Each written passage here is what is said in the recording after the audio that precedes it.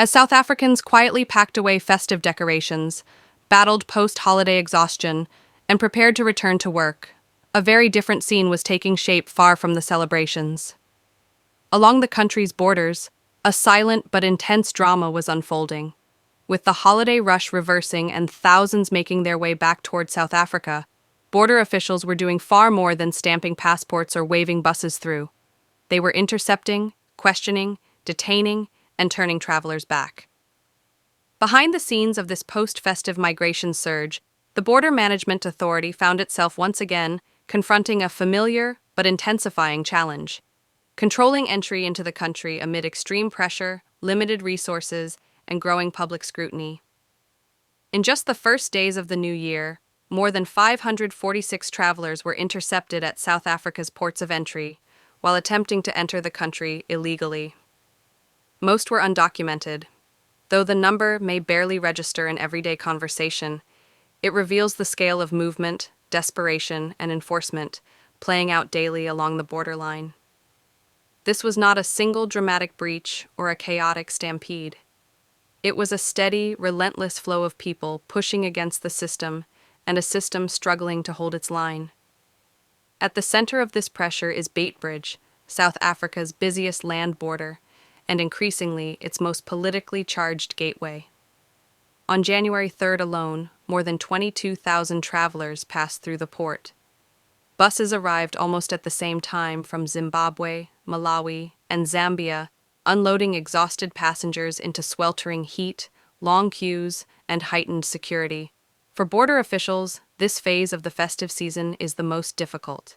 It is not the outbound rush before Christmas, but the return wave, when volumes spike and patience wears thin. During this peak period, the Commissioner of the Border Management Authority, Dr. Michael Masiapato, chose to be physically present at Beitbridge. His presence was not symbolic, it was operational. Additional resources were deployed, processing points were multiplied, and enforcement teams were placed on high alert. The message from BMA leadership was unmistakable. This was not a system collapsing under pressure, but one under sustained strain and actively responding. According to BMA officials, the 546 undocumented foreign nationals intercepted on the 1st and 2nd of January 2026 were processed strictly in line with immigration law, with immediate deportation procedures initiated. There were no shortcuts, no quiet releases, and no blind eyes turned. Every interception was presented as evidence that the border management system, despite its limitations, is functioning as intended. Yet the numbers raise deeper questions that extend far beyond administrative efficiency. South Africa's borders have become a fault line where economics, migration, security, and politics collide.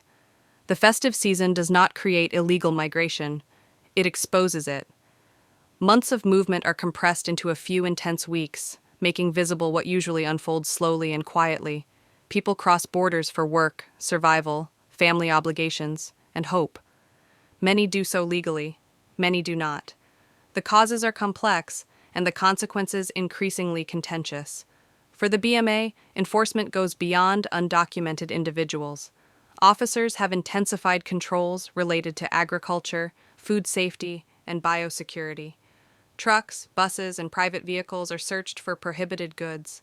Agricultural and animal products are intercepted daily, confiscated, and destroyed. Officials warn that these items pose serious risks, from animal disease outbreaks to invasive pests that could devastate local food systems. This aspect of border control is often overlooked, yet it carries enormous economic and public health implications. The reality at ports of entry during peak travel is unforgiving.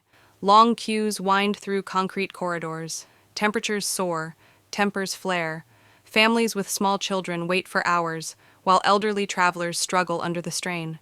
BMA officials say prioritization measures are in place, with vulnerable groups fast-tracked and anyone showing signs of illness assessed by port health officials.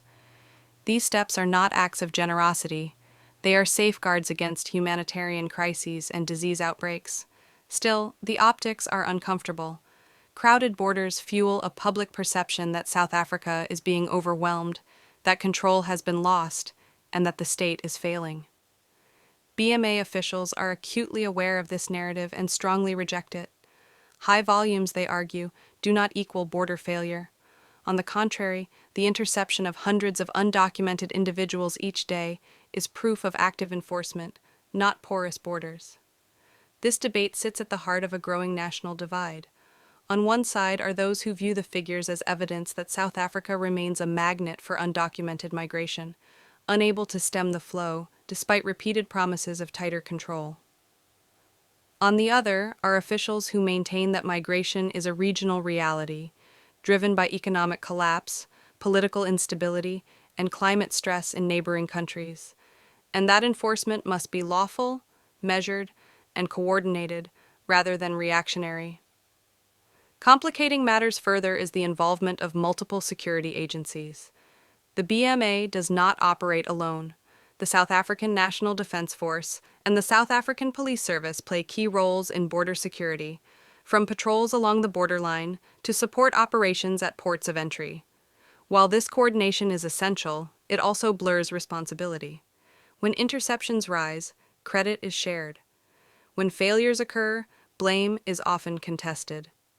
Commissioner Masiapado has been unusually candid about the constraints facing his authority. Limited resources remain a constant challenge. Staffing shortages, infrastructure strain, and the sheer length of South Africa's borders make comprehensive control extraordinarily difficult. Even so, he insists that the commitment of BMA officers has not wavered. Daily interceptions, refusals of entry, confiscations, and enforcement actions are cited as tangible proof that illegal movements are being detected and addressed.